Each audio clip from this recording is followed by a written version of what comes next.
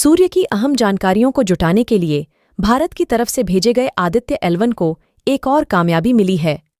Aditya L1 ने अपना काम शुरू कर दिया है। अब उपग्रह में लगे payload Aditya solar wind particle experiment ने अपना काम शुरू किया है।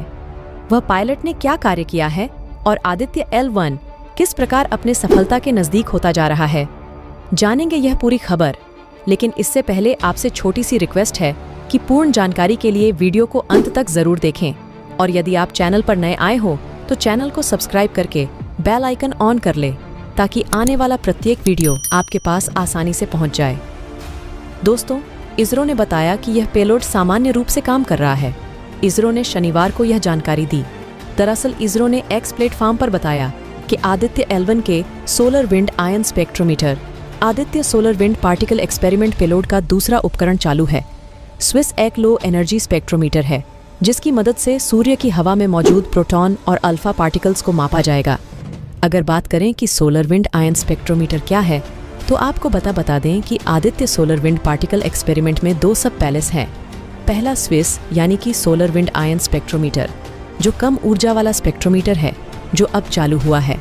वहीं उसका दूसरा स्टेप्स यानी कि sub payload suprathermal and energetic particle spectrometer है। ये सौर हवाओं में आने वाला ज्यादा ऊर्जा वाले आयस की स्टडी करेगा। स्टेप्स उपकरण 10 सितंबर 2023 को शुरू किया गया था। वहीं स्विस उपकरण 1 महीने पहले यानी कि 2 नवंबर को शुरू हुआ और इसने अच्छा प्रदर्शन किया। इसरो के मुताबिक उपकरण ने सौर पवन आयन मुख्य रूप से प्रोटॉन और अल्फा कणों को सफलतापूर्वक मापा है। इसरो का कहना है कि इसके जरिए उसे सौर हवाओं के बारे में काफ़ी जानकारी हासिल हुई है। इससे वैज्ञानिकों को सौर हवाएं चलने की वजह और पृथ्वी पर पड़ने वाले उनके असर के बारे में भी पता चलेगा। इससे अंतरिक्ष के मौसम को लेकर भी काफ़ी जानकारी पता चल सके। आपको बता दें कि आदित्य L1 मिशन को भारतीय स्पेस एजेंसी इसरो ने इसी साल 2 सितंबर को लॉन्च किया था। आदित्य L1 सूर्य पर लैंड नहीं करेगा। यह धरती से 15 लाख किलोमीटर दूर स्थित L1 यानी कि लगेज पॉइंट पर रखा जाएगा।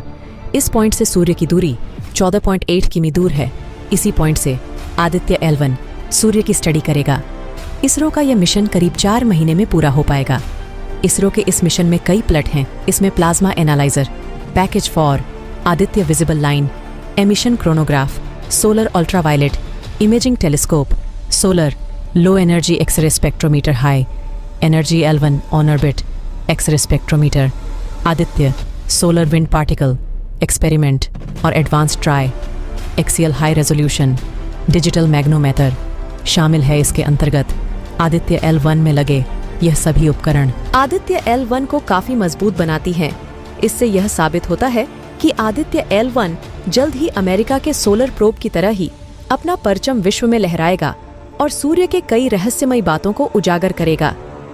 इसरो के आदित्य L1 मिशन को लेकर बड़ा अपडेट सामने आया है जिसे देखकर दुनिया हैरान है और सबसे बड़े ताकतवर देश चीन और अमेरिका के भी होश उड़े हुए हैं कि भारत ने आखिरकार यह कमाल कैसे कर दिखाया।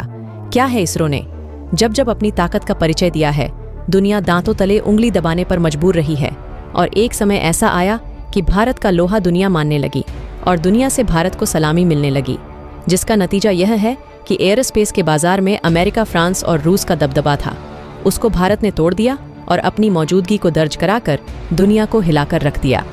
अब उसी इसरो के कमाल को एक बार फिर सलामी मिली है और चीन अमेरिका की नींदें उड़ गईं।